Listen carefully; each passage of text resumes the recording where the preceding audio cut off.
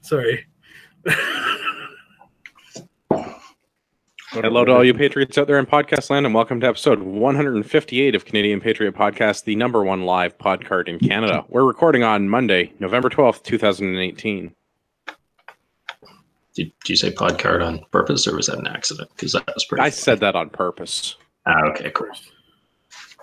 All right, I'm Marty Hunter in Sports Shooter in rural Southern Ontario. I'm Random Dave, and I'm here because I feel bad for Andrew and feel the need to make sure things. I can't even talk right. Make sure things stay properly derailed. I've also just returned from hunting deer with a so-called assault weapon for the week. Can't talk right. Have we got the podcast for you to be on? I'm not even drinking, so. What's up, guys? I'm Sean. I'm the CC4 Saskatchewan Provincial Director. I'm a father, hunter, and sports shooter, and I went on another hiatus here, so I graciously hope these guys can take me back. I'm Liberal Tim. I'm a liberal and sports shooter and the husband and father of three. I'm the owner and operator of Tim's Good T-shirts. They're quite good. I'm also the proud descendant of immigrants. I'm going to interrupt for 1 sec here, Andrew. You say that you're the husband and father of three. That like a Mormon thing, or? Oh, I see. The problem is we need to use an Oxford comma. Yes, we do. Who could afford those? In this economy. There we go. That should clear that up. Husband, comma, and father of three. Bingo. Oxford commas. They're quite good. Mm. As always, my name is Andrew. I'm a recovering libertarian, a competitive shooter, firearms instructor at Ragnarok Tactical. And I'll be your host on what is sure to be derailed very, very quickly with tonight's panel. We'd love to hear your feedback about the derailment. You can email us at feedback@canadianpatriotpodcast.com, or there's a link on the website, canadianpatriotpodcast.com/feedback. You can find the show on Stitcher or iTunes, anywhere fine podcasts are sold. All right, as always. Yeah. Sorry, I was reading the aforementioned missing rivet thread. So, all right. As always, you can check the podcast out at facebook.com/Canadian Patriot Podcast or Instagram at instagram.com/Canadian Patriot Podcast. We need your help. To support the show, visit www.patreon.com/CPP and become a Patreon. Patreon. You can get a better quality.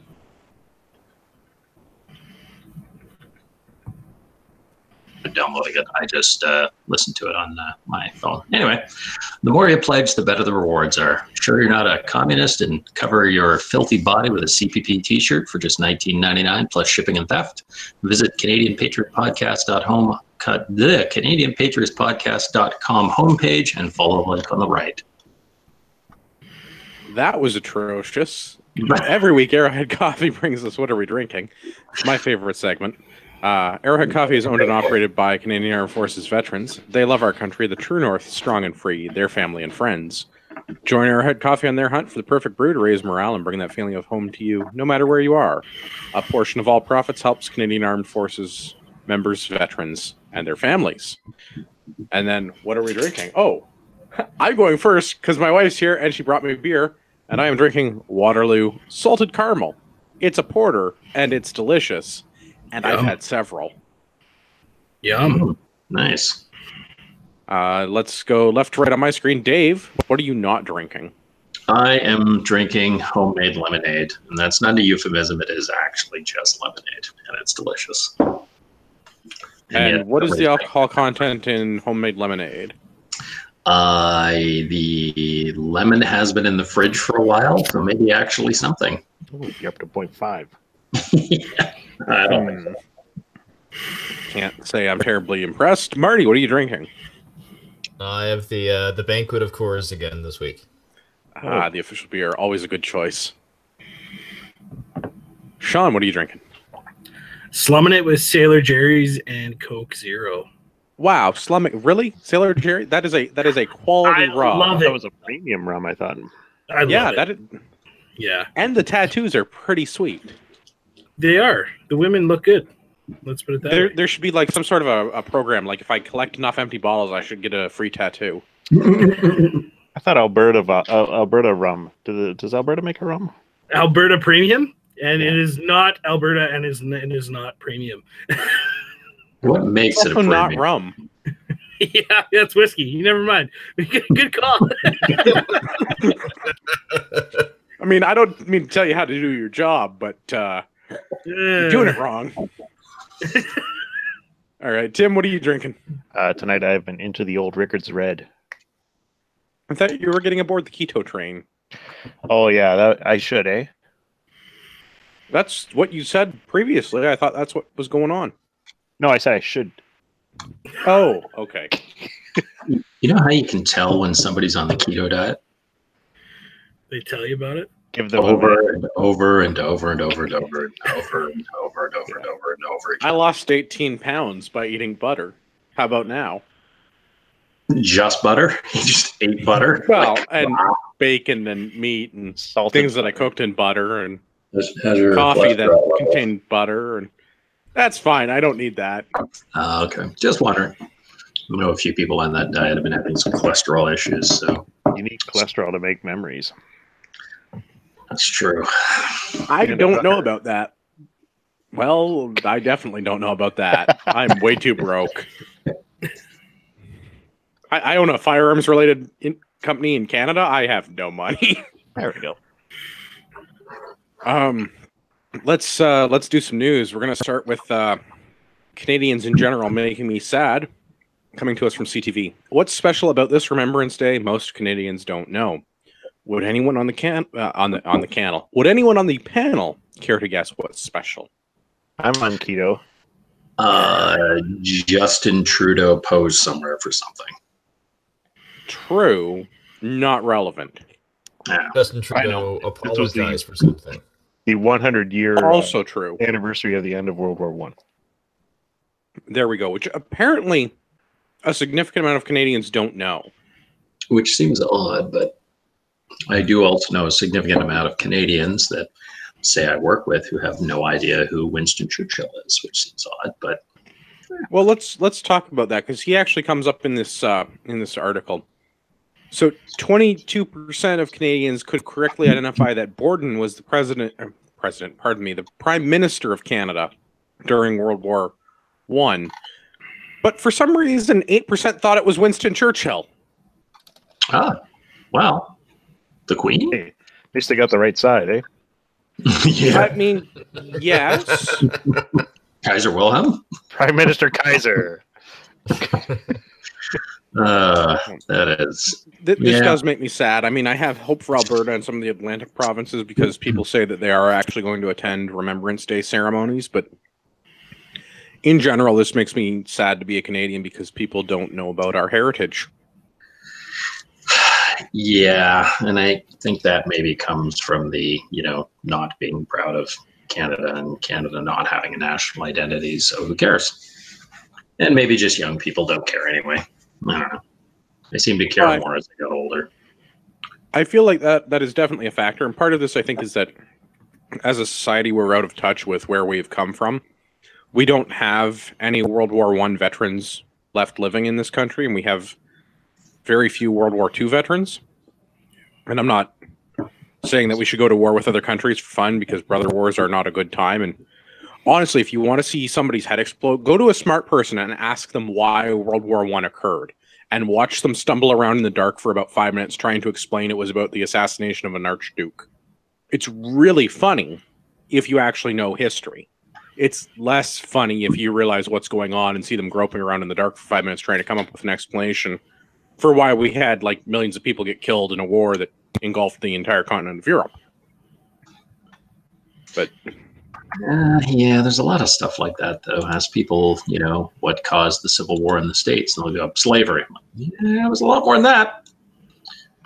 Well, that Lincoln the Tyrant, but that's neither here nor there because it's American politics. Yeah. But this, I mean, part of it is likely the I hate to be that guy, but the current generation of youth being that much further removed from having an understanding of what their forebears have done, right? Because There's going to be very few millennials that have grandparents or great-grandparents that they can talk to that would have been involved in the war effort. Yeah. But further to that, I think there's people, if people were aware of the sacrifices that it took to get us our freedoms, they might not be as keen to give them up. Well, and that's the next point that I'm working towards, is that part of this is the problem with the government indoctrination centers, schools, because they're not covering real Canadian history. Like that's not part of the curriculum. By design. Well, 100% is by design. 100% is by design. But without having it covered in government indoctrination centers and without having actual touchstones with people that you can talk to about what occurred 100 years ago, there's less involvement and there's less interest in it because it's not Snapchat. And unfortunately, for some reason, as a society, we're getting dumbed down and we have our 3-second attention span. So even Snapchat's not good enough now. They have something new. It's a TikTok or something, and it's like a 3-second video, and apparently that's all we have attention spans for. I don't want to live in this country. Oh, worse than goldfish.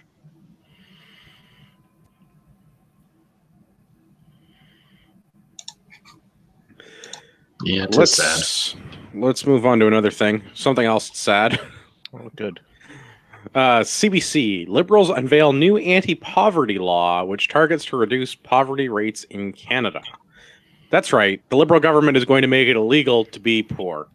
No, that's not it. But that's just how I'm reading into the article. Because the social development minister, we have one of those now. A social development minister was at a food bank in Ottawa interrupting people's lunches to tell them about how the government is going to make it a law to reduce poverty rates in Canada. There are no details about what any of that means that I can find. Not only in the CBC article, but on the Government of Canada website in general. I can't find what this law is. No, it's very lacking in details. The law will also establish the country's first official poverty line, measuring how much costs for blah, blah, blah. But what does that mean? Didn't the poverty line already exist, though? Yeah, haven't they been referring to it for like forever? Absolutely. Yes, but it's not been codified in law in Canada. Yeah, but tell me, what's the poverty line in Toronto, and what's the poverty line in, like, I don't know, buttfuck nowhere. Collingwood. Let's say Collingwood compared to Regina. That's a big one, right? It varies drastically, and it's not going to make sense. Nope. Typical, right? This is just goes to show the last 3 years summed up in one article here. I like that they made the announcement at a food bank, because we don't want people taking handouts of food, and we're going to fix that by giving them handouts of money. Yeah. Let's just stand on the poor people and use them as a soapbox. Absolutely. As you should. Well, it was strictly a photo op in this case. Like they literally interrupted a private food bank from providing lunches for people who wanted free food in order to grandstand about a law where they're going to outlaw poverty without actually coming up with how they're going to do that. Yeah.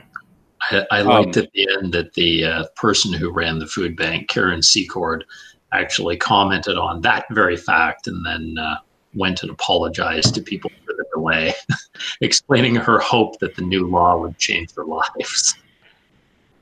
Yeah, this is someone who saw a need and actually did something about it instead of making it law. Yeah.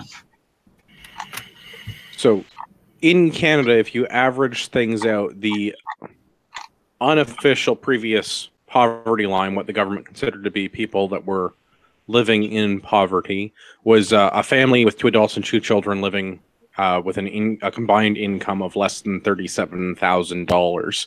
And of course, this varies by region. There's 50 regions across Canada that they calculate this in based on various urban centers, but the national average would be $37,000, which is right below what the mean income of Canadian households is. So hooray for making poor people illegal. Well, let's make some sort of social poverty program, and the next thing you know, find the poorest people and give them more money per month. And you know what's going to happen? Hydro will go up. taxes will go up, the price of everything will go up. The market will react to this, and the people will have more money to spend, so they're going to spend it, and then just everything will become more expensive, and the government will just collect more tax money. I can't afford the government to collect more tax because they already collect 42.5% of everything that I earn, and then on top of that, they take another 13% of everything that I spend. Yeah. I literally cannot afford more government. Don't feed the bears. We'll see what actually comes of this, because the details are, I don't know. They're going to have a national housing strategy board and a bunch of other stuff. So I think that they're just going to talk about it some more. Yeah, but they're not going to get anything done before the next election anyway. Or ever. Or ever. Yeah, right. Sorry. Yeah. We're both right.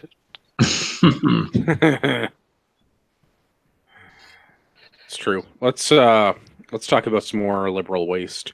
There's an immigration detainee seeking $65 million in a lawsuit against Ottawa for violating his rights.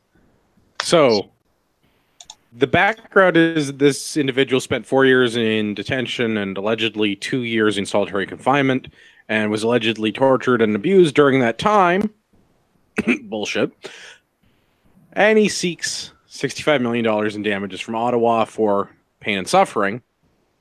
He was in the process of being deported for committing various crimes in our country. Okay. First of all, turning his life around. Let's first of all, you're missing one very important part.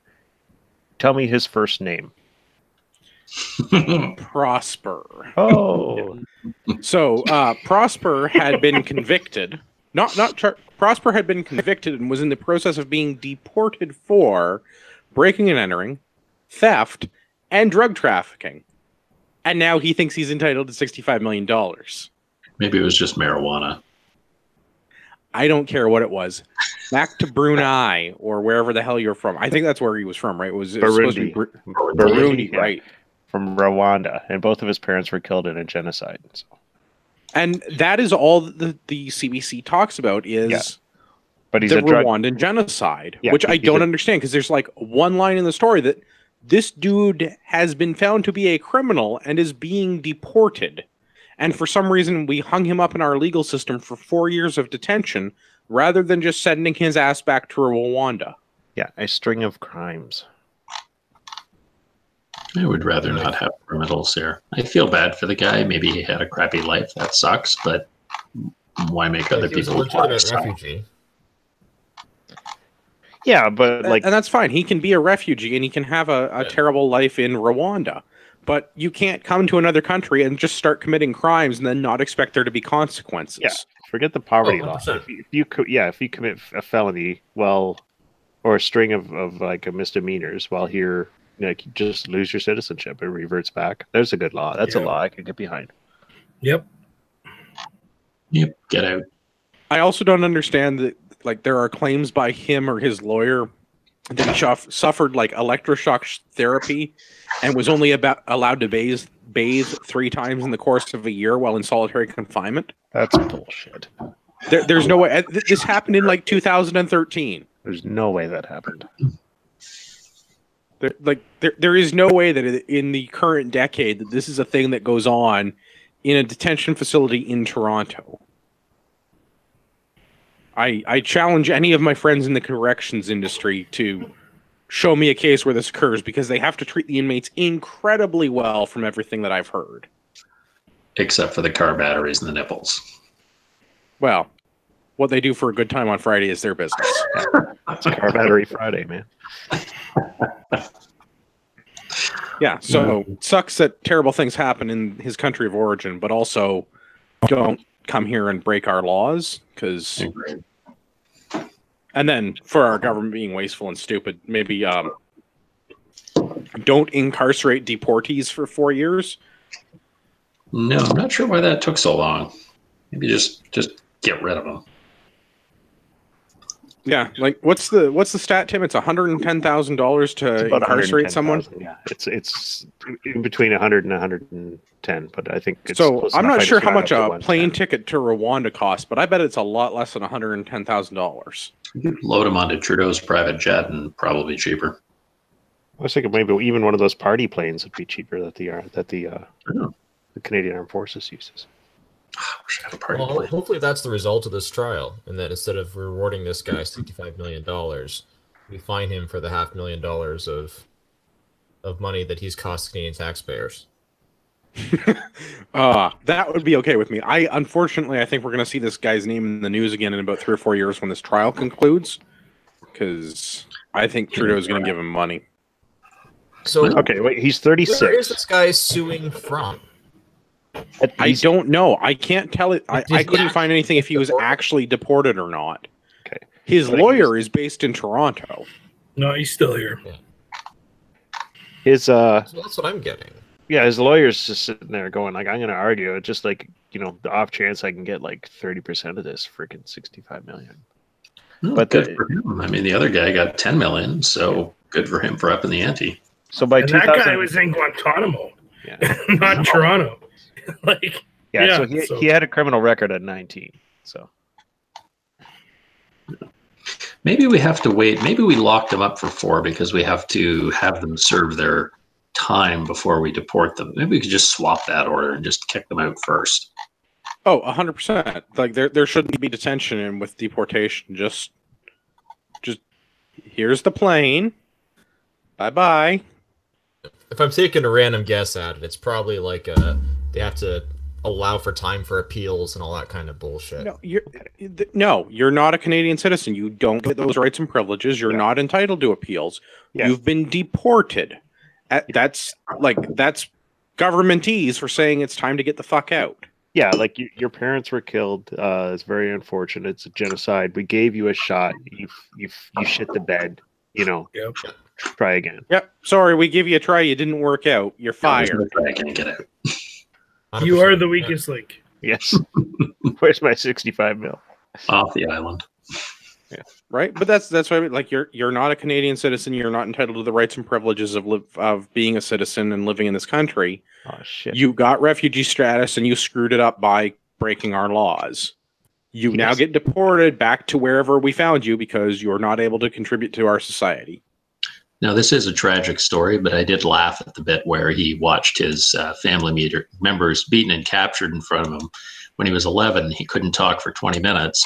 He gets solitary confinement and as a result is unable to speak for 3 years. So, wow. Yeah. Yeah, but like I don't know. You have no idea how much of this is falsified claims and how much. Well, and that's like the claims of the electroshock therapy stuff are like. There's no way that this is going on in 2010, 2013 in the time frame that they're presenting. the guy's That's lost not. credibility, in my opinion. Now, the 1960s are calling electroshock therapy will change your life, kids. Let's talk about changing some other kids' lives. We've got another CBC article. We're a little heavy on CBC today. The shiniest pony. I don't feel like I got my $1 billion. No, I don't even feel like I got $65 million. Never mind $1 billion. Trudeau was in France this week for the centennial anniversary of Remembrance Day, and the European Union, the UN, and other globalist organizations have decided to get together in France as an annual event at the same time of year now in November and have a peace conference. Because I guess that's the thing that we need to Piece of engage what? in. Well, we should give it a Pizzagate. chance. Pizzagate. So, talking about democracy, and this is echoing sentiments that French... See, the president of France, Macron? Yeah. Yeah, he's the president of the French Assembly, right? Yeah, not the small elbow noodle that. No, not macaroni. Yeah. So Trudeau was saying that we need to be wary of the threats to media in our democracy. I've got some quotes from Chinese Pony.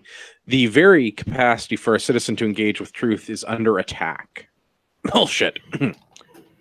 If a democracy is to function, you need an educated populace, and you need to have an informed populace ready to make judicious decisions about who to grant power to and when to take it away.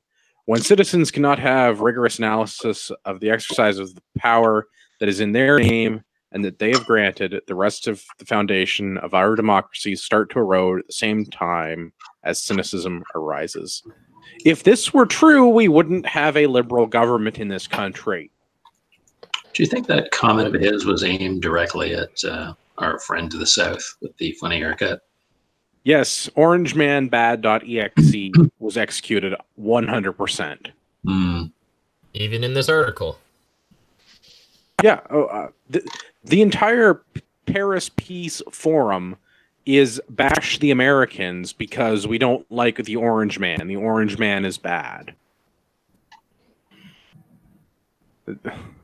I don't understand. Like, if we wanted to have a real informed populace, I mean, we probably shouldn't let so many people vote for starters. But we also wouldn't let the governments run the schools. Right. Well, that's the thing. If we wanted to have an educated populace, the government wouldn't be in charge of indoctrinating people to vote for more government. Yeah. Oh, this is I'm sorry. I was doing some interning. Yeah. The presidents of France, Emmanuel Macron. Yeah, he made news in 2007 when he married an old piece of shoe leather.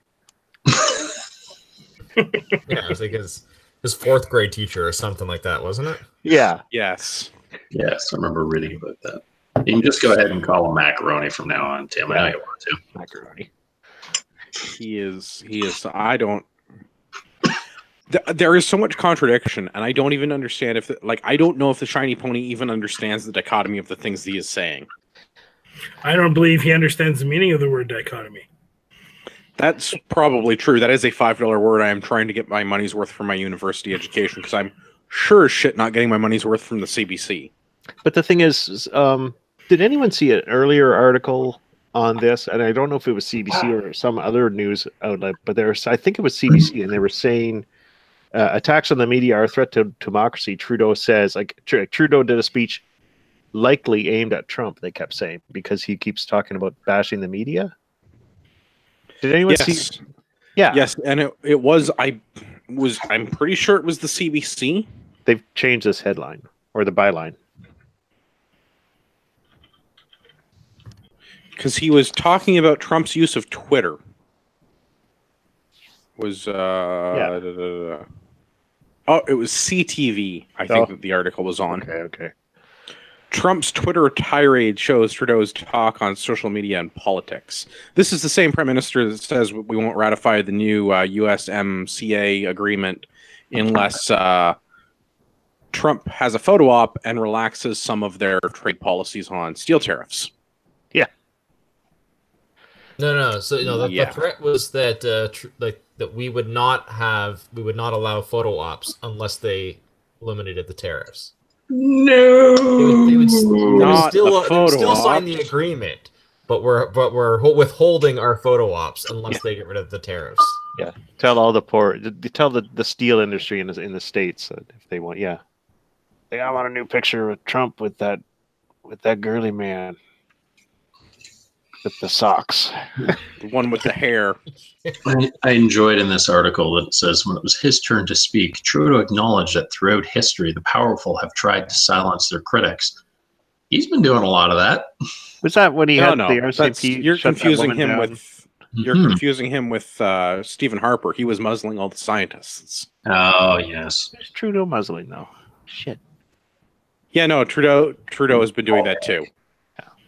They've been reducing the size of the scientific and engineering community and employed by government, and they've also been making it so that only vetted individuals can show up to press conferences and ask the shiniest pony questions. Yeah, and the guy can't answer a question at question period for shit. Oh, he's terrible. He doesn't even show up to question period anymore. He comes like one day now. Speaking of steel, and they're still using time allotment, the same thing they said they wouldn't use. I think he just colors when he's there, doesn't he? Probably. Have you guys seen the little clip where he's talking about the steel trading, and he's like, the steel, the Americans are like steel trading with us, so that means that we're trading steel with them. I showed that to a friend of mine who maybe imbibes in some legal or not marijuana, and he's like, yeah, that dude's stoned. Yep, looks like it. So I've watched more of his speeches, and I realized he's probably just stoned all the time, and that's why he sounds the way he does. I agree. Yeah. Actually, I think I have a button for that, don't I? I don't. No, I don't think that he sounds like Marty. I think he's this dumb. Oh, I'm 100% sure that he's this dumb. He doesn't understand what he's doing. Because he's not actually the one running the country. Butts is. I agree. Like, his political handlers are the people that are making the decision. He is just the poster boy. He's the front man for the band, right? Like, Yeah. he can't sing, he can't play guitar, he sure shit can't drum, but Yeah. he can stand at the front and look cool. If his teeth weren't so shiny, you'd see Gerald Butts' hand when he talks. No, he's the Ringo of the Liberal Party. Why are you talking shit about Ringo?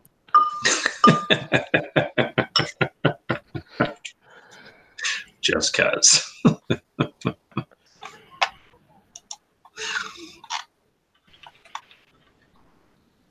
All right, let's talk about something else. We're gonna talk about Toronto City News.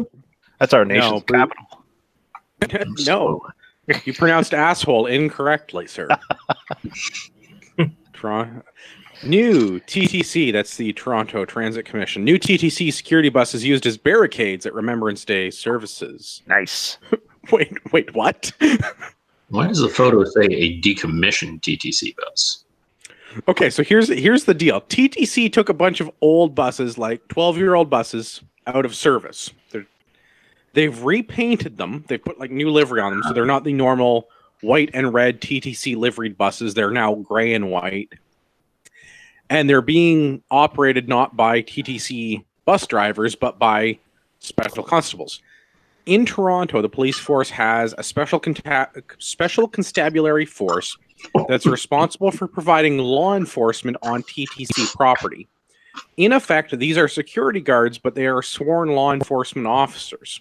I'm a terrible person because I can just see the guy going, I need to ride the bus. Special constable. Special constables. It's a thing in Toronto. Let's just explain what this is. They've taken these buses and they've painted them as police buses to use as mobile barricades to protect pedestrians anytime there's a public gathering in Toronto. You got it. To block the roads. It's the new normal. A band of peace coming through and plowing through all the pedestrians because diversity is our strength. Thanks a lot, incels. But the funny thing is, when I'm looking at it, it's sort of parked there, but there's enough room at the front of that bus. I could get a pickup truck up on that curb, no problem. You'd hit a special constable. I didn't say that the special constables were effective at parking the buses, or that the buses are a good way to solve this problem, but Marty hit the nail on the head. This is to divert the truck of peace from plowing into protesters at Nathan Phillips Square or wherever the hell downtown Toronto these people go to congregate at whatever the hell diversity, multicultural, inclusive gay pride parade events they congregate at, so they don't get run over by somebody who disagrees with their political philosophy. Okay, but typically the terror attacks, the like that involve vehicles don't have anything to do with that kind of gathering. They're just random. I think it's a lot of the time, but there has been sometimes. We've definitely seen in Europe that there have been attacks on. Sorry, I'm talking over Dave. Try again. I said that big events like that they think would be tempting, and if you don't do something, people may not show up. I know people who won't go to big events because they think it's a big target. So this sort of thing, they'd probably go, some theater that'll make me feel better. The cops are doing something, so they may the special cop. Yeah, special cop. I don't go to Toronto because it's a shithole. Is that the same idea? Yes. Yes. Okay. That is exactly the correct thing to do. I don't go to Toronto because I don't want to be around people in Toronto at gay pride parades. Yeah, like if you're in Toronto and you see a gray and white bus and feel safe, Well, you probably live in Toronto, Yeah. right? So Then normal you voted people don't Liberal. have that thought process, but in Toronto, I love how the bus just says special. Yep. you can make the sign say whatever, but it is a special bus. I don't know. I mean, I get that this is part of the society in which we live. Like, to quote the mayor of London, jolly old England, London, not Southern Ontario, London. Yeah. Terrorism is part and parcel with living in a big city because people like Sadiq Khan run modern urban centers like London of England. So when you have people like that allowing everyone to run around all willy-nilly and stab people and shoot people and run one and over with vans of peace, then yes, that happens. But you also have problems like the Berlin Christmas market last year, where the Truck of Peace kept running people over at various Christmas markets in Germany. In order to combat this, you have to put up something to stop the Truck of Peace. Buses are maybe not a terrible idea, but I think really that the solution is just limiting the diversity of people that want to run one another over.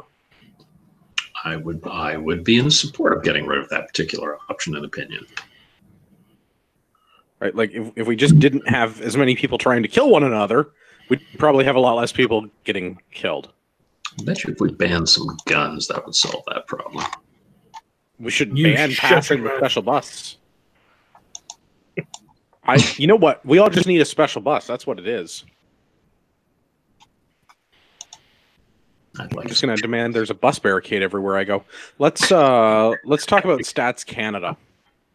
I talked a little bit about this last week, and I said we'd look into it more this week. So there's many articles that have come out over the last week, 10 days. Sorry, got distracted by the YouTube comments. Excellent comment from Dawn. Ban Toronto. I could not agree more. start a petition. Banning Toronto would be an excellent idea, sir. Yeah.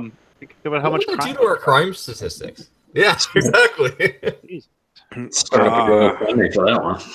Well, how many people have been killed in Toronto this year? 100? 120? 10 of them with a van. So that'll be a quarter of the homicides.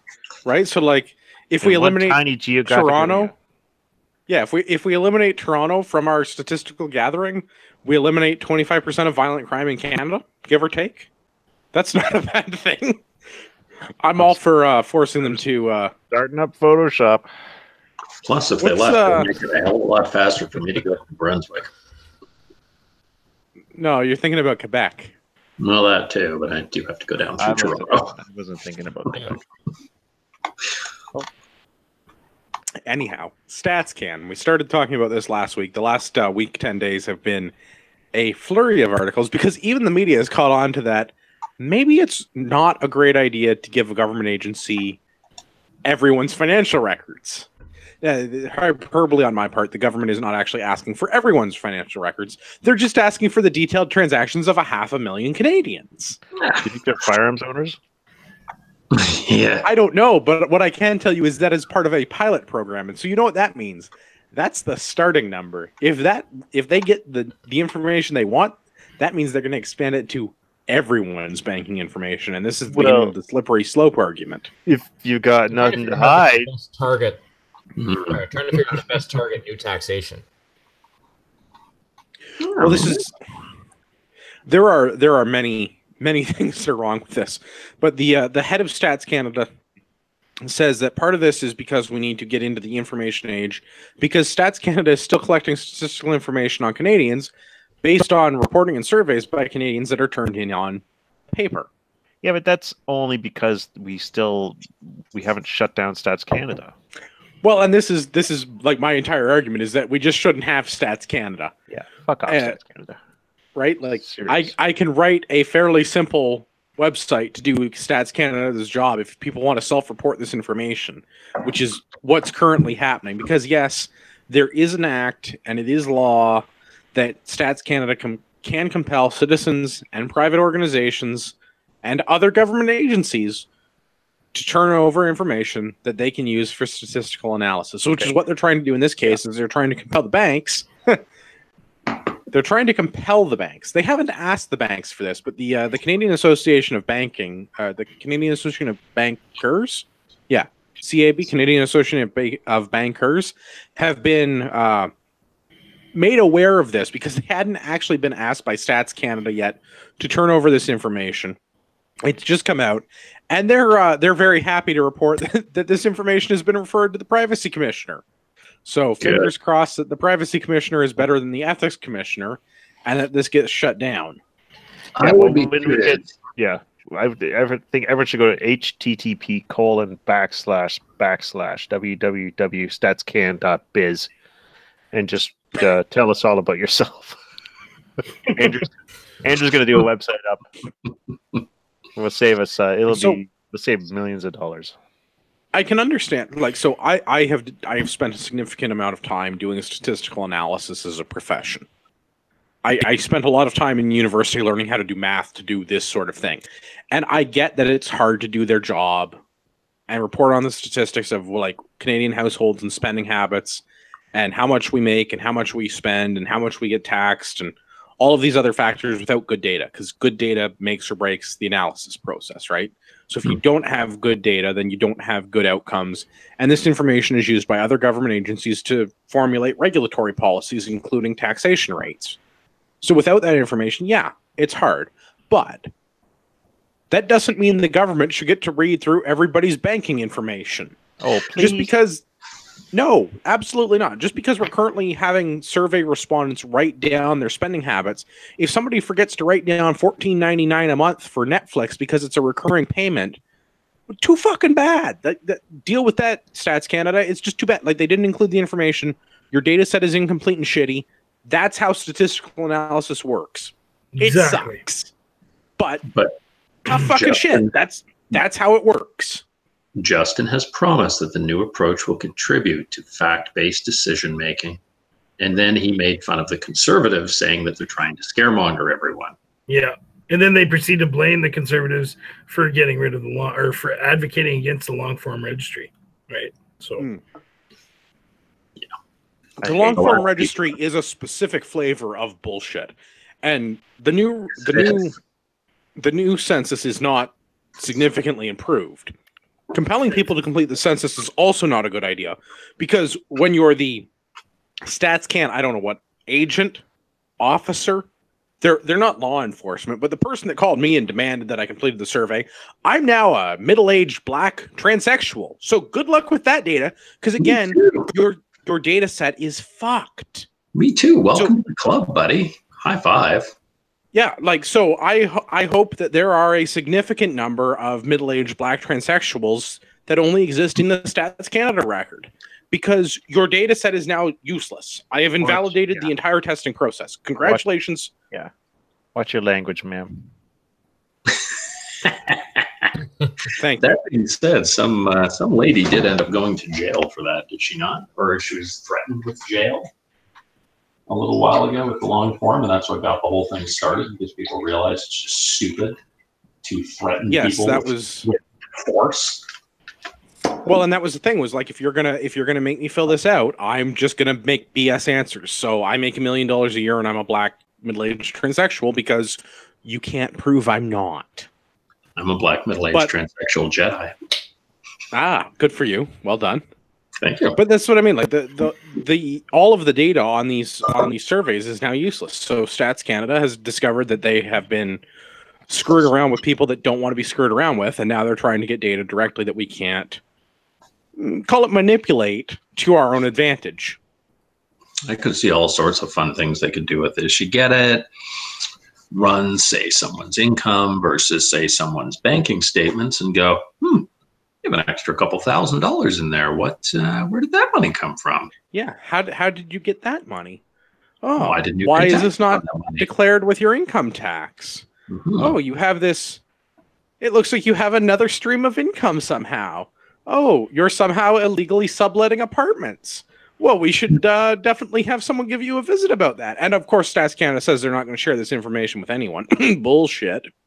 Because that's not how our government works. The act allows Stats Canada to compel other government agencies, private businesses, and individual citizens to fulfill the request of Stats Canada. Yeah. sure as shit, there's other acts that require Stats Canada to have a reciprocal agreement with other things like law enforcement agencies and CSIS, and I have no doubt Revenue Canada to do the same thing. Yeah. Would you mind telling us how you got $10.5 million in 1 year? Oh, hi, Omar. High five. How much do you suppose you get taxed on that? Probably nothing. None. Giving away tax You- money so they you can think collect that's- taxes on it. That's It's devious. like winning the lottery. I wonder. I'm curious. I wonder. But so Stats Canada says that this information is vitally important to the statistical analysis process. We need this because Fucking liars. reasons, because we're in a digital age and we can't trust people to use pen and paper to fill out surveys. But we let them vote. Well, this is that is a separate issue, but yes, we can talk about that too. We shouldn't let as many people vote as we do, but we also shouldn't let the government collect raw data about its citizens, because the government has no business what's in my bank account. This is between me, my bank, and maybe my financial advisor. Maybe. Yeah. But I don't even keep him filled in on everything. I would prefer the government had the absolute minimum amount of information, period, about anyone in Canada, because there's nothing they can see they've ever done that they can't screw up. So this will go horribly wrong somehow. No, and that's what they're talking about. Well, no, we'll safeguard this information and we won't share it with anyone, and it will be protected. And it's like You mean like there's been like addresses of people who buy pot? 9,000 yeah, there's been like 9,000 data breaches this year, just for the CRA, just for one government agency that's responsible for dealing with my money. Yeah, shitty one. How many people? I don't have that article for the Ontario Cannabis Store, Tim. Do you know how many people were impacted by that data breach? I think it was like 8,000, 6,000 or 8,000. Does that ring a bell, guys? Somebody now knows where to get some good weed. I didn't include it in the show notes. Okay, I've got it. It's a global news article. I'll try and copy and paste it in the show notes here. It's Canada Post data breach affected 4,500 customers, Ontario Cannabis Store says. And there's not a lot of detail about exactly how they were impacted, but it's safe to assume that their purchase history and addresses have all been compromised. Right? The information in the call it press release from OCS says that the compromised information is the postal codes, names and initials of the person who signed for the delivery, the date of delivery. I should enunciate. Enunciation is important. Otherwise, you sound like a NASCAR driver. Enunciation is overrated. Everyone knows that. That's right. You sound like you drive for NASCAR. See what I mean? The date of delivery, the OCS reference number, the Canada Post tracking number, and the OCS corporate name and business address. So probably not like a huge breach of privacy, because most postal codes don't cover like one person's home. They cover city blocks or individual apartment buildings or a neighborhood or Saskatchewan. Thanks. No, seriously, you guys have like a postal code that's like the entire northern half of the province is one postal code. Oh, for sure. Like 100%, that's a thing. So they're probably like the data breach with OCS. They're probably not going to figure out how much legal marijuana you ordered to your home that got delivered through Canada Post. But still, 4,500 customer records got disseminated to people that shouldn't have access to this data, because the Ontario government is using Shopify and giving all this information to Canada Post, who has really horrible security practices. And all this information is just now out for someone to use and abuse as they choose. So how is Stats Canada going to do better than this government agency with Canada Post that didn't protect my privacy? Are you making tea, Dave? Is that a cup of soup? I don't know what he's doing, but it's very distracting. It's a bit of a nuisance, this podcast. My mute button was blinking on my mic, but clearly it's not actually mute. No, seriously, what are you cooking? That cup of soup. I'm trying to get the last of my salad out of my bowl. Oh, okay. Anyway. That's okay. We can't fault you for eating a salad. You know, it's socialized healthcare. You're doing your part to help. Thanks. So Absolutely. yeah, I'm not super thrilled about the government trying to, or a government agency, whatever, same difference, trying to gain access to 500,000 Canadians' private banking information as part of a pilot program where they're going to eventually want to have access to everyone's banking information, because this is going to further drive people away from mainstream anything, like mainstream banking, mainstream reporting of this information, filling out the census. Like this is going to further erode Canadians' confidence in their government. You shouldn't be doing this as a government agency. It's up to us to self-report. Yeah, the data is not great, but that's the data you're given. So do with it what you can. Don't try and steal my banking records. Yeah, I don't see this going anywhere good, and I don't see it doing anyone any good other than maybe, if you've got a little business on the side, you getting completely screwed over trying to keep a little bit of your money, which a lot of people would say, well, you should be paying your fair share. But yeah, but remember what that asshole said while running for election? Yes, it'll balance itself. No, I was like, small businesses are a way for rich people to hide their income. Yeah, well, business owners are the evil empire that keeps our government in debt. Yeah. So I'm sure. Farmers too. Sorry. I'm sure that 16-year-old kid that's cutting lawns for a summer for his neighbor that's putting $100 a week in his bank account for college. I'm sure he's really, really stealing a lot of money from the government from their tax revenue. Yeah. Yeah, I hate those guys. Give me a trust fund asshole who's the offspring of a communist dictator with rare Mercedes that's worth more than most Canadians' life savings any day over the week over those guys. Yeah. And I mean, really, this is likely the people that it's going to hurt is people that are doing like small cash jobs under the table, which, yes, they are not reporting income and they are not real businesses, and that's not the correct way to go around it. Hard to imagine what you're talking about. Well, I know, but how many of you guys didn't have some odd job that you did as a high school student where you were making cash and not declaring it as income? Oh, there are a lot of people out there that do that, and good for them, because you know what they do with that money? They spend it. Well, absolutely. On illegal marijuana. That's part of how I saved for university. I cut lawns for summers in high school when I wasn't away. Right? Yeah. That's the government didn't get that money. They didn't get tax revenue off that because, like, a couple of neighbors paid me $20 to cut the lawn because they didn't want to, and I don't mind cutting lawns. Cue audit on Andrew in 3, 2, 1. Audit. Fun fact, Dave. I have actually been audited every year since 2007. Audited or reassessed? Audited. Okay. Wow. I have had 10 consecutive audits performed against my tax returns. Wow. I wonder why. Because I can tell you why. I've talked to because I now own a small business. Yes. And came up with the individual because I was delinquent in filing my actual business tax returns one year. I talked to the government employee who was responsible for my account with CRA. And the reason that I have been assessed is because there is, quote, no way that a university student can possibly make that much money. Makes sense. Oh, and for some reason that's what they're saying. Well, for some reason that has followed me for 10 years. You're flagged, man. Well, then that's what it is. I am flagged, and now as a small business owner, I am double flagged. But keep in mind, like let's go over that again.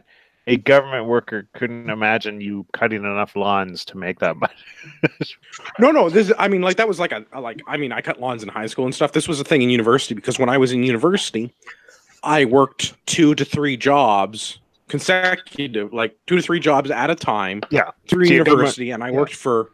Government worker can't comprehend that. In the course of 3 years in university, I worked at 8 different employers. So there he is making ramen again. Well, it's not freaking working. Piece of crap. Trying to sneak around here. Your sneakery is lacking. So yes, the CRA has flagged me as a questionable tax returner. Oh, I knew it. and they have for 10 years. So And apparently the reason is because university students can't make that much money. Well, and yes, to your point, it's probably because most government employees can't fathom working more than one job, never mind 2 or 3. yeah, this guy works more than 6 hours a day. Sweet Jesus, he's lying. Well, I mean, that's what it was. I would go to school, I would go to work a shift and do retail, and I would go to work for a consulting firm and apply my university education as an intern, and then I would go home and sleep for a couple hours and go back to school and rinse and repeat and do that for 3 years and get my degree and then go and join the workforce and be a productive member of society. And the government thought that was not a feasible thing. Okay. So I keep getting audited. And now they audit me because I'm a small business owner, and as we know, small businesses are where the rich hide their money.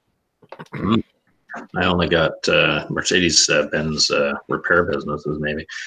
I got audited once, and it was a brutal, brutal thing, and it totally sucked. And they found absolutely nothing, which shocked the hell out of them.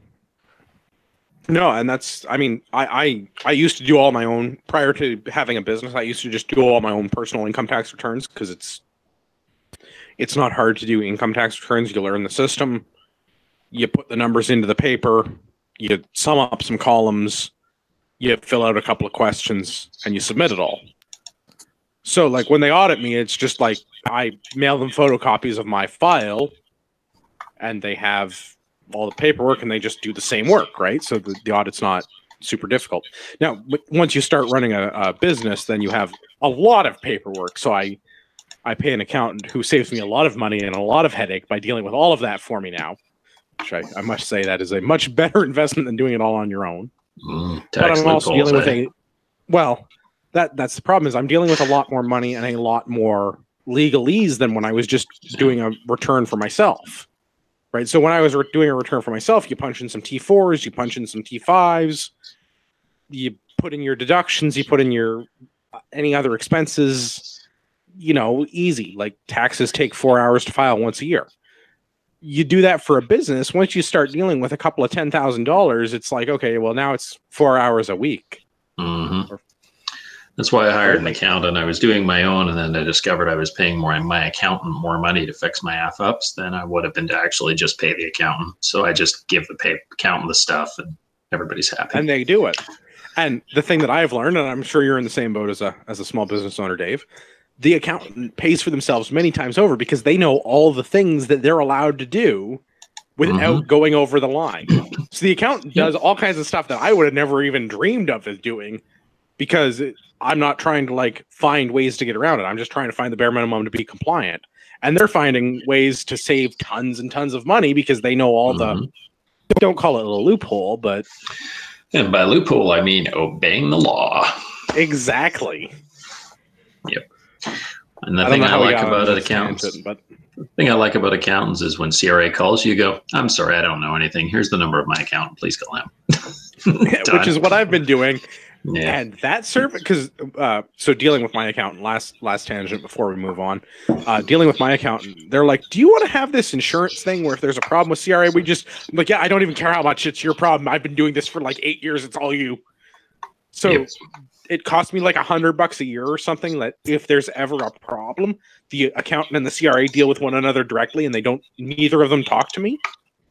Best $100 I ever spent.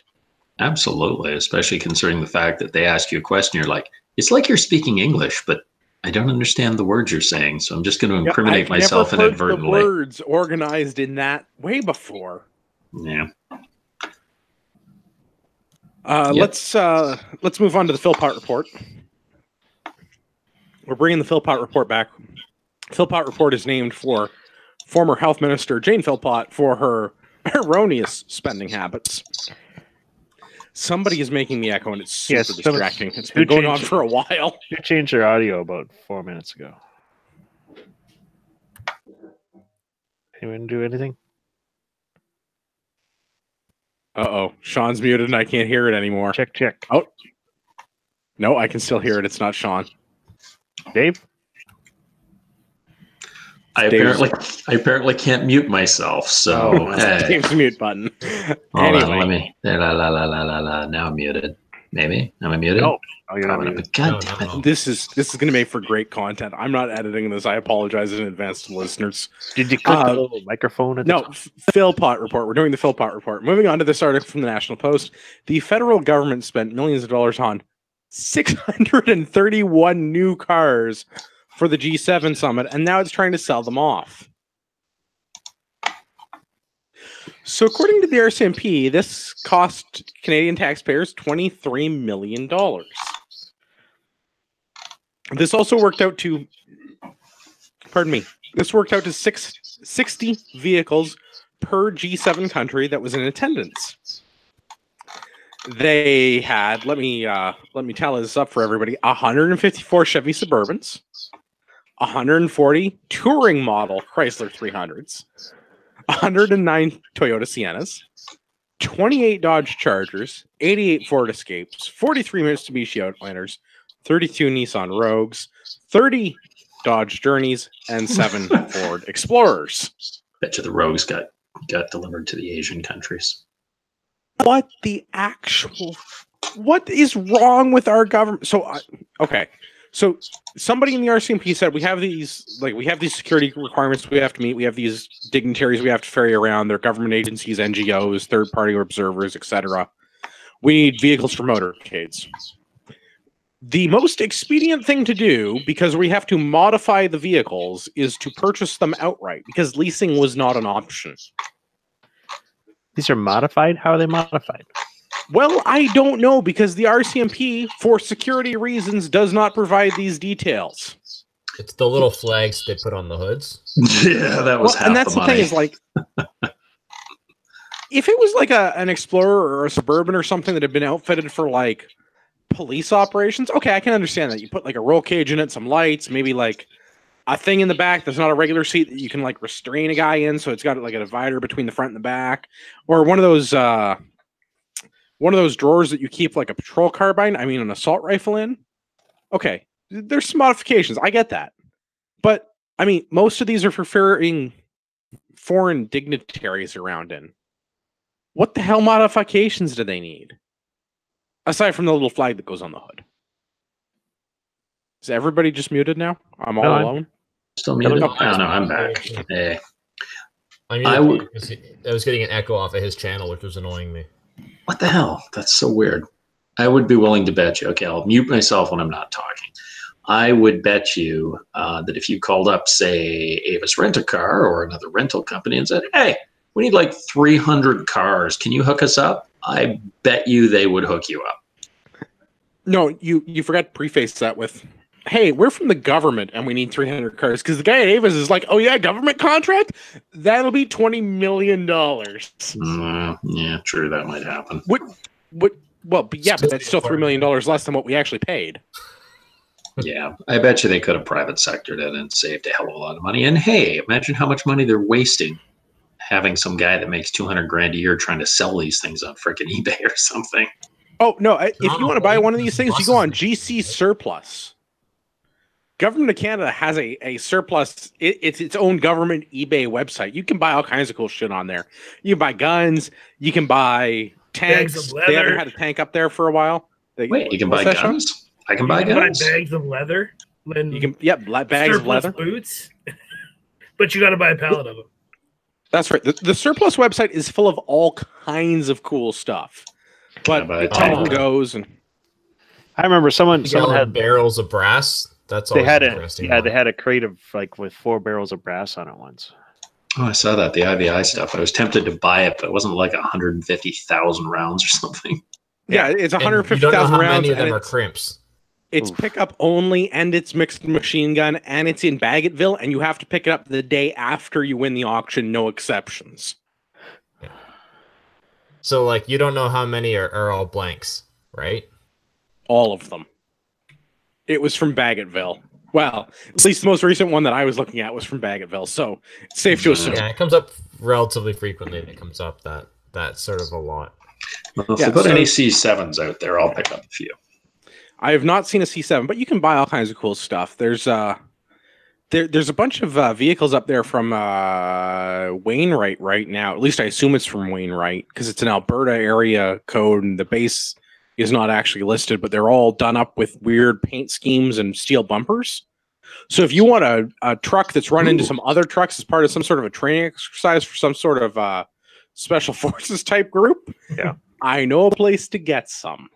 Okay. But also, go ahead. Sorry, I thought you were done. no, I was gonna say, but You said also they're gonna have these 600 vehicles that you're trying to unload, and people are not buying them.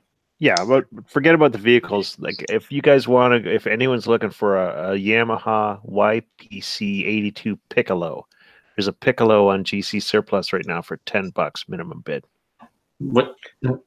That's a hell of a deal right there. That's the government Piccolo I've ever seen. That's government Piccolo prices. It's a gender neutral Piccolo. Yeah, 15 hours left. Get on that. Just the thing for leading a revolution. Yeah, the problem is it's all the GC surplus snipers that the last 10 seconds, they bid it up. Yeah, but what the hell would a Piccolo cost? They'd probably be like 800 new, if not more. Oh, $1,000, yeah. Okay, so they bought like a You mean $1,000 like Piccolo, and then there's the tiny whistle that is like a flute but not? yeah, Piccolo. Yeah. Okay, just making sure I. Yeah, you're correct. You're correct, ma'am. my pronoun is Justin Trudeau is a faggot. Sure. Oh, jeez. Anyone who doesn't call me by that, there's like a human rights tribunal thing that's going to occur. Yeah. Ooh, boats and ships. I really hope one of those icebreakers comes up for sale because I've always really wanted an icebreaker.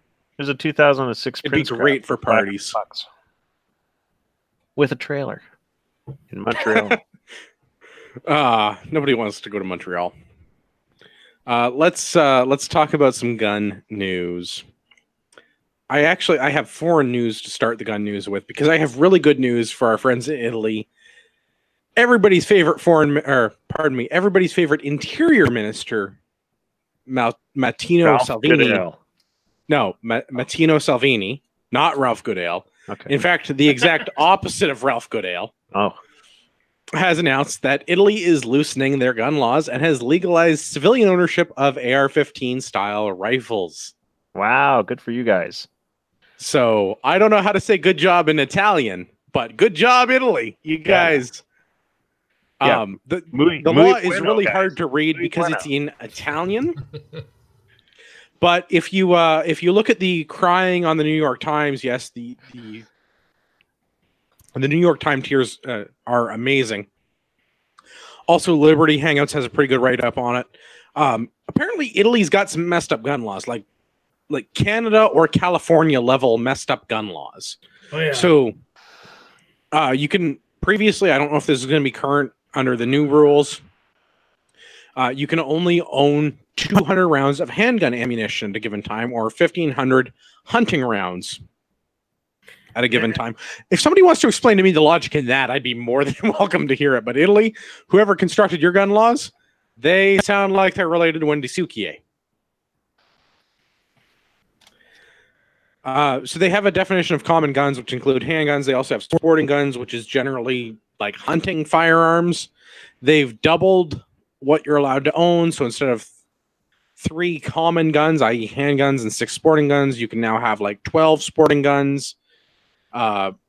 Apparently 7 million Italians own or have licenses to own firearms, which works out to 12% of their population, which is reasonably impressive in my opinion. A lot of this comes back to like it formerly being a fascist country under Mussolini. Like a lot of these current gun laws relate back to gun laws that have been in place since 1931 and under the fascist government in Italy. And a lot of their stuff was rewritten in the 70s with concerns over communism. So guns have been pretty illegal in Italy for quite a while. But instead of having 6 sporting guns, you can now have 12. Magazine capacity for long guns has been increased from 5 rounds to 10 rounds, and from 15 rounds to 20 rounds for short firearms, which from the really terrible Google Translate, I think includes pistols. Hunting and sporting licenses have been reduced from 6 years to 5 years, so you have to renew them every 5 years now.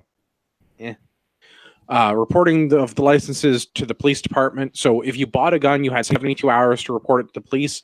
Now you can do it through certified email. I'm not sure what a certified email is. Maybe it's an Italian thing. I'm familiar with certified mail. Certified email, not so much. If you screw up on a certified email, can you correct it with whiteout? I'm not clear on how that works. You're no longer required to inform cohabitees of your domicile of the possession of firearms. Sport shooters are now able to purchase new classes of firearms. Those classes include the AR-15. They fall into one of their previously previously prohibited classes where they would not have allowed possession of an AR-15. And Italian hunters can now hunt with semi-automatic rifles, should they so desire. Woohoo! So, way to go, Italy. Got to get that spaghetti somehow. I have never seen a wild spaghetti, but I bet if you had an AR, you could hunt one. Absolutely. This makes me very happy. This is basically, it sounds like some of the same tenets we have, which are BS, and it's good that people there are looking at it and saying this is BS and get rid of it, and they are getting rid of it. It's awesome. Oh, yeah. Sorry, Andrew. There's one big standout for that to me is the AR-15 legalization, essentially, non-restrictiveness of it. You know, that's huge, especially for a former fascist country like that to step up. You know, that's speaking volumes. Well, I think this has a lot to do with their current populist government, and in particular, a lot to do with Minister Salvini. The bad news is the globalist left is crying the most giant, tastiest, salty tears that they've ever cried because he's... I love some of the stuff in the New York Times article. Salvini's posing with an enormous sniper rifle. Enormous. I love how you said that. There's no picture of this enormous military grade sniper rifle in the New York Times article. I Googled. I couldn't find a picture of Salvini with a sniper rifle. I couldn't even find a picture of Salvini with a rifle. All I could find is a picture of him with a submachine gun. Yeah, that's what it looks like. Yeah. And but I mean, that's the same picture that's in the New York Times article, and it's like some little like HK MP7 or something, which yeah, cool gun, but it's not an enormous military grade sniper rifle. Which the fuck does that even mean? So it means that they don't know what in the crap they're talking about, and they're just stuff as usual. That's definitely part of it. But basically, anything that Salvini does that makes the globalists cry makes me a happy individual. Absolutely, right? Because like they're rolling back the gun laws. They're arming more Italians. They're reducing some of their stupid laws, like not being able to own AR-15s. They're increasing magazine capacity. They're allowing hunting with semi-automatics, which were previously banned. They had to use manual action guns prior to this. This is great steps for Italy to be taken. And people in Italy that are being surveyed on this saying that they're likely to use firearms to defend themselves, so they're allowed to. And in Italy, that's a legitimate thing. You can get a license to carry a firearm for self-defense. Wait, what is this you speak of? So in Italy, I don't have the number in front of me. It's in one of the articles in the show notes. I think it's like 100,000 Italians have licenses to carry firearms for self-defense. Self-defense is a thing? In Italy, it's a thing. In Canada, it's still not. But in Italy... Okay. A formerly fascist country allows people to defend themselves, and Canada does not. That's a thing.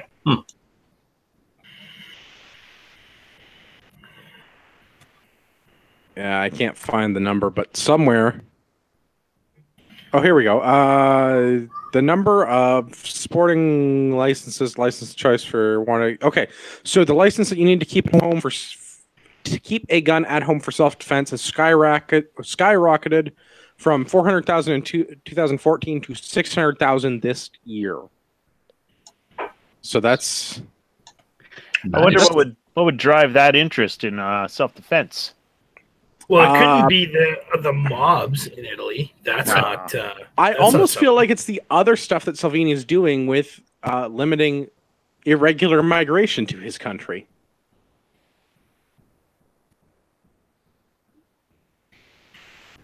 let's do another one. We've got good news from the CSSA, the Canadian Shooting Sports Association. The Liberal government is breaking a promise that they made during the election campaign. Wow, beer really makes me burp sometimes. Sounds like it. A little bit. Call This was an election. No, this was an election promise by the Liberals. They were going to enforce the UN firearms marking scheme. This was supposed to come into force on December 1st, 2018, just under a month from today. And this has now been deferred until December 1st, 2020. This is, I don't know, the 7th time that this law has been deferred, something like that. We keep deferring this law because it's a stupid law. The UN marking scheme, the UN marking regulations, require guns imported into Canada and other countries which sign this UN treaty to mark the country of origin, the country of destination, and the year of importation, and would massively increase the cost of firearms because it would require the importer, that's a company in Canada that's bringing the gun in to sell them to the public, to do the marking. This does nothing to stop gun trafficking. This does nothing to stop gun violence. This is strictly a regulatory exercise in spending somebody else's money because it's just going to make guns cost more. Well, maybe it's like that doctor in England that suggested in order to stop stabbings, you needed to add a $5 tax to all knives. No. Criminals that are smuggling them in from the States and selling them illegally out of what? Yeah, we all know, like, whenever you want to stab someone, everyone draws the line at $4. Yeah, no. Yeah, this whole thing is just stupid. I did notice that the rifle I was using this week for hunting, it actually has the markings on it, and it was made in Aurelia. It actually says Aurelia, Canada in 2017. So I thought that was interesting. But this will never stop anything. It's just, it's stupid, and hopefully everyone, including the Liberals, realize that, oh, wait, this is just stupid. You know, their whole thing about would allow us to effectively trace crime guns. Well, if crime guns weren't, pellet guns and stuff, maybe.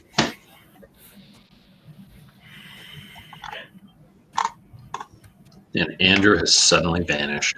Has he? Yes, he disappeared. No one else even noticed.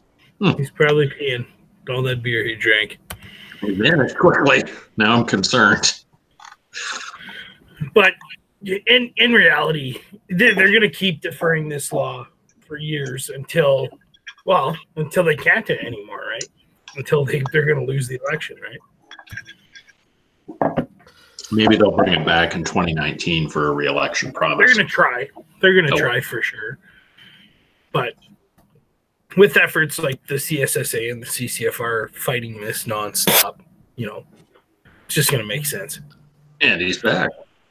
Sorry, more beer. I feel like the biggest issue with them passing this is that someone needs to put in the legwork to determine like how it's going to be implemented. Wait.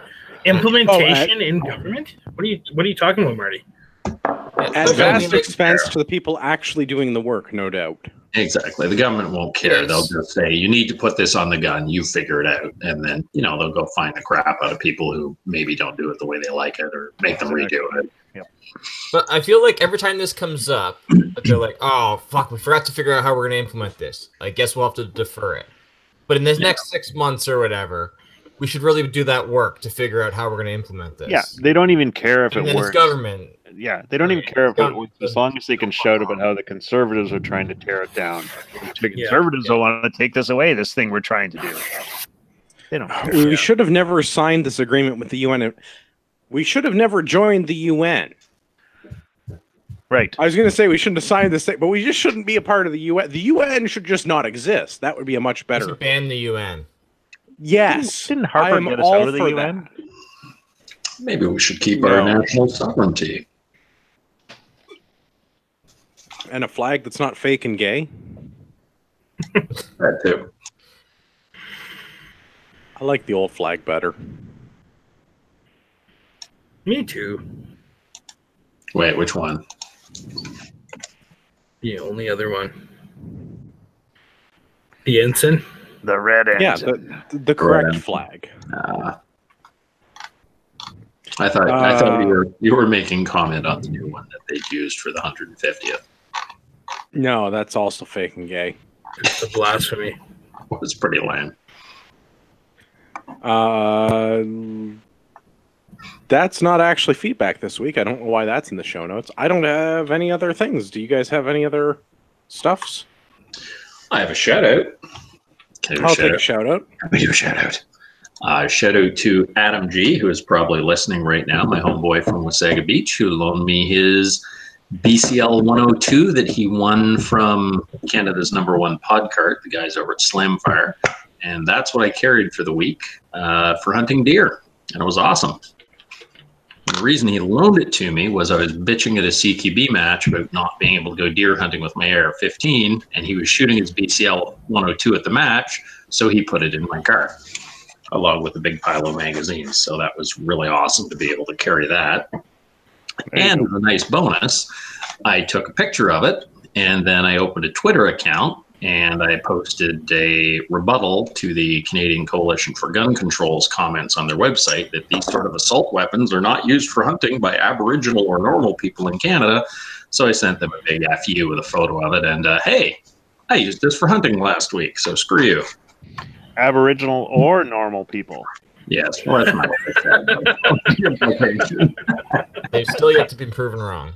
They said, I believe the exact wording was farmers and Aboriginals. Oh, okay. I hope you were quoting. Oh, that was good. So, yes, thank you very much for loaning me the gun, man. It was awesome. And once I get it cleaned up and everything and get those magazines fixed, I'll get it back to you. And how many times did the charging handle hit you in the face? It didn't, remarkably enough, but I didn't fire it 3 times. 3 times it didn't whack me in the face. But I did have it at the range that on my way up there, and the charging handle whacked me in the face enough times that I started to develop a nasty flinch. Oh, yeah. And I took it apart and looked at it, and the only thing I can think is that it's got a really weird gas key on top of it. That gas key has to be grabbing that charging handle because that thing comes back pretty damn hard. That's been my experience with the ones that I've seen on the line, is that something in the working components in the gas system is holding onto the charging handle, and the charging handle is overriding the catch. Yeah, which is remarkable because I was pulling on that catch trying to get it to let go, and I was pulling pretty damn hard. And you're not the first person I've seen that's had that issue, but it just comes gently back and gives you a nice little kiss. Oh, it hits you pretty hard. Oh, okay. It's pretty impressive force. It's like a little love slap from the gun. Yeah, and it's got to be that gas key because that's the only thing that touches the charging handle. You're probably limp wristing it. Yeah, maybe.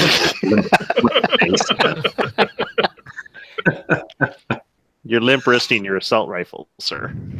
I might be, but the gun, other than the getting whacked in the face by it, it was a little bit heavy to carry around in the woods, and it does because it is all made of aluminum and it was frickin' cold. Heat sink.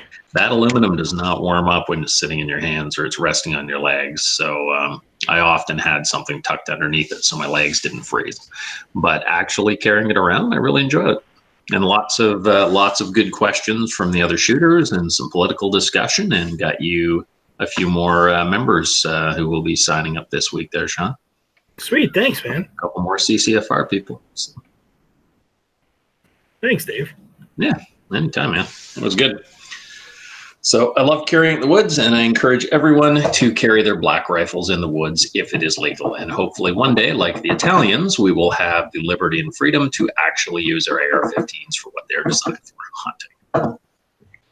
Yeah, on that point, I just got back from hunting myself, and of the 4 of us that were up north, 2 of them were hunting with stag tents.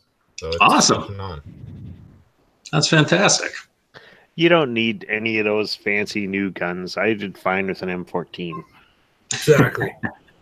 That's what I'm taking this weekend. Whitetail deer hunting in northern Saskatchewan. So I'm going to take the old Norinco M305.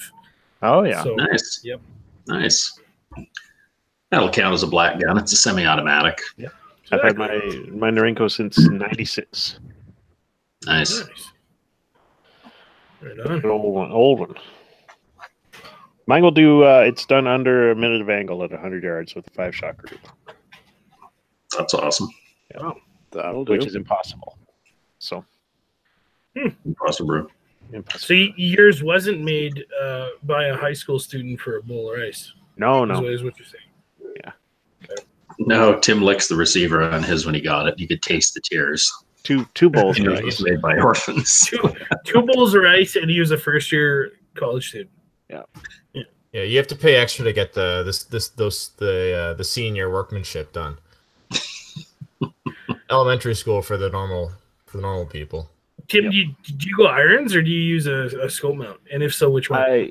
I stuck it's a Sadlac steel mount on it. Okay. And so it's all steel to steel contact. Okay. And I remember like everyone was talking about how expensive it is to scope the M14, and it's just it's just a quality mount. Like if you get the quality mounts, they're expensive, and it's the same as an AR-15 or anything like that. Like it's just So. Well, I find I'm going to give a shameless plug out to John, the M14 doctor based out of Regina here. He accurizes those Norinco M305s for, I think, $250 plus shipping. John, I'm sorry if I butchered it. He might be listening or not, but and I'm getting mine done with him after this season. And I have that steel side mount with a Weaver scope on it. So nice. I'm going old school with it. Nice.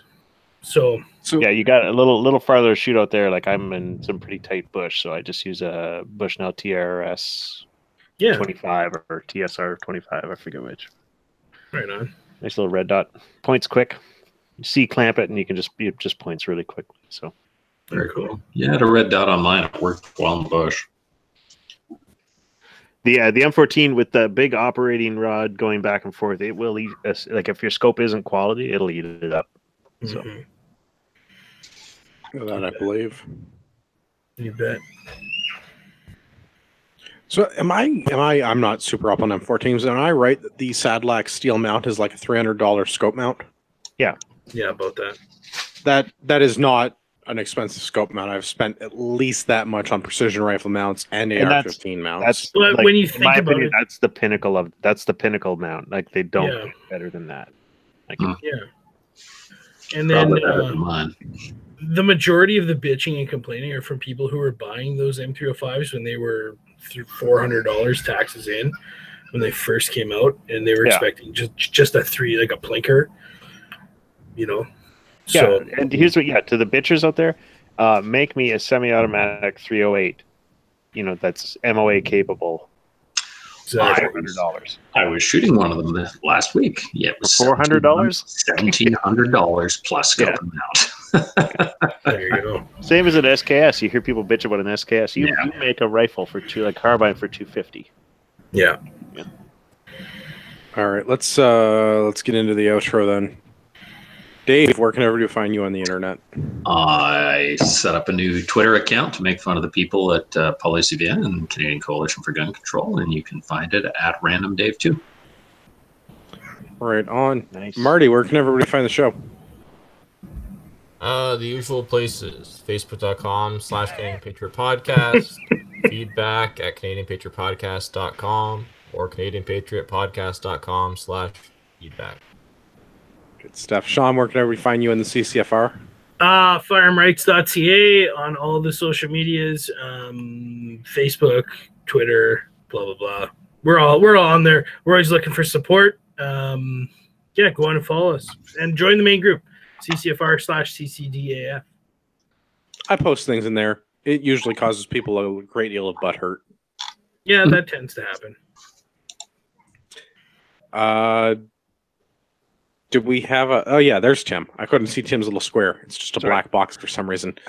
Tim, where can everybody find you on the internet? You can find me at Facebook.com/Tim's Good T-shirts. Good stuff. You should buy a t-shirt. You can find me at ragnaroktactical.ca. Social media, Ragnarok Tactical Canada, Facebook, Twitter. No, wait, not Twitter. Facebook and Instagram. That's where you find us. I don't do Twitter. I have no patience to converse with idiots on the internet in 140 characters or less, or whatever the new character limit is, because I guess Donald Trump had to make Twitter bigger again or something. I noticed the Canadian Coalition for Gun Control posts things in like 5 tweets, and it's like 1 of 2, 1 of 3, 3 of 4. Yeah, no, I'm not. They suck. I tried Twitter. Twitter is not for me. I can't have an actual conversation with somebody in that level of text. It's the same thing as like I can't use TikTok, and I have a Snapchat account, but I can't fucking use it. It doesn't work for me. I'm a long form content guy. Look at we do a 90-minute show every week. That's why Mastodon is the official social media of the podcast. Yeah, about that. Mastodon might be the official heavy metal band of the podcast. Oh, that'd be a good heavy metal band name. Yeah, you can get a cassette of the podcast for just $24.99. Like, you can send your money to Tim's Good T-shirts. But wait, there's more. Tim will download it and put it on your 8-track. There we go. So you should probably go listen to Mastodon if you haven't, because everybody knows heavy metal makes things better. Yeah, seriously though, RagnarokTactical.ca. Check out that social media. Yeah, no, it's not worth it. The music's good. The social media, not so much. RagnarokTactical.ca. Buy bandages, buy body armor, buy tactical pouches, etc. Or you should just you could unshitty yourself. Speaking of which, I had my first aid kit with me this weekend, and someone wounded themselves skinning a deer, so I was able to bandage them up. Ooh. So I have to, not severely, just a minor thing, but I was the only one who had any first aid stuff with me, so I'm like, hey! Yeah, okay, so I was listening to another podcast that will remain nameless because Ian's not on to defend himself this week, but I was listening to another podcast that was talking about their deer hunting stuff recently. They might use similar initials to CPP. They were talking about how they have first aid kits, but they leave them in their vehicles, and that's... I disagree with this. If you have a tourniquet, it only counts if you actually have the tourniquet with you, because you exsanguinate in like 90 seconds. Like, you can bleed out in under 2 minutes. So if you don't have the tourniquet, bleeding out is a terrible, terrible thing. You shouldn't do it. So if you've bought a tourniquet from Ragnarok Tactical, you should keep the tourniquet with you. And if you haven't bought a commercial tourniquet from Ragnarok Tactical, you really should consider doing it. We carry both cats and soft T wides. They're both good tourniquets. They're both endorsed by the Council on Tactical Trauma Casualty Care. They are quality commercial tourniquets to stop bleeding to the extremities. You should have those. Yeah, and then if you need them, you should have them with you. Don't leave your stuff in the car unless you're on Night Rider. If the car can come to you, or if you're David Hasselhoff, it's Michael okay. Behind you. I had my entire kit, including my Israeli bandages, kit. A bunch of gauze, and all my stuff in a backpack, which I carried with me the entire time. Kit, I need you. That's what you should be doing. So, actually, you know what? If you're not following the social media for Ragnarok Tactical, you should be, because I'm going to be starting to post regularly about the stuff that I have with me, because I just went through and did the annual update to the kits for the wife and I, for the vehicles, and for my work bag and everything else. So you should probably follow Ragnarok Tactical on social media. Go on Instagram, Ragnarok Tactical Canada. You give that a little follow. It'll be good. You'll enjoy it.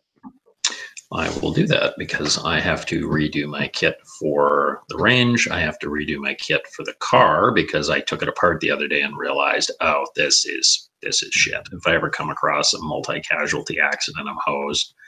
And I need to carry a better little kit with me at all times too. So, not that we should go into this today, but would you care to guess how many first aid kits I keep with me? You probably a half dozen. It's 3, but it's three more than most people. So I keep a trauma kit on my work bag because I always have my work bag with me basically anywhere I go due to the nature of my job. We also have first aid kits that I put into the vehicles, and we have a secondary first aid kit in the vehicle that has all of the non-traumatic supplies, because I've been first on scene because I live in a semi-rural area. I'm not rural like Marty where my internet has to be delivered by pigeon, but I pulled up to like a place that's far away from everywhere, like far enough away that it's a problem. Like the OPP is like, yeah, we'll be there in half an hour, 45 minutes. Just stick around. You'll be okay. Keep us on the phone. I'm like, yeah, that's not going to work. I got like one bar. Good luck with that. So we keep a trauma kit in the vehicle, and we also have a secondary first aid kit that has all of the non-traumatic, non-life essential stuff. First aid. Is that secondary kit sort of the if you get a boo-boo, go in there rather than digging around on my trauma stuff? No. So the trauma kit is, oh God, they're bleeding out, and exsanguination is a terrible way to die, and we should put a tourniquet on it. And the secondary kit is, it's really dark, and I wish I had a flashlight and a reflective vest and flares and chem lights and more gauze and more bandages and more tourniquets and so on and so forth. Oh, this is a multi-vehicle collision, and I really wish I had 6 NPAs instead of 3. Nasal pharyngeal airways to stick a nose hose in somebody that's not breathing. Cool. Well, I look forward to the social media posts then and see what you got. Yeah, please do. Yeah. Watch the social media, because we're probably going to. One of my goals that I am working on is to get more active on the social media to show people how preparedness actually looks, because it's a bag that's in the car and another bag that's in the trunk, and they're not big and they're not complicated and they're not terribly expensive. Like, I mean, we're talking like less than a car payment, so not expensive. I don't make car payments, but I'll take your word on the not expensive thing. Yeah, less than a car payment. So for us, it's like all of the crap that we need in case something bad happens. We have all the stuff. That's good. It is amazing how many people don't even carry a bandage with them. Well, and I'm bad for that. Like, I don't carry Band-Aids because paper cut. Like, apply pressure. Wait. You'll be fun.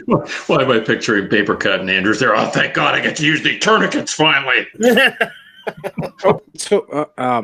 Fun anecdote. I have a dog who one of our dogs did something in the yard and ripped its paw open and like bled everywhere. And naturally it was on a holiday weekend, right?